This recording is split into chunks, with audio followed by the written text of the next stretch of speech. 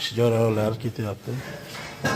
Bu yerda kartolar uchun, tashqarigilar kompaniyalar uchun 200 so'm gochkadan so'rayapti. Telefonni shukurga qilib, suvda ham ko'chmaydigan qilib, bratlarga jazb beriladi. Bu tomonda kachilar chiqariladi.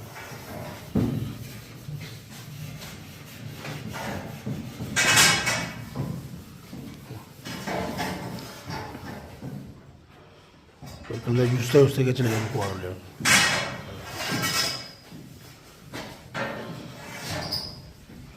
Ba'zi o'ta ekonomik yo'llari bor, aqlli yo'llar.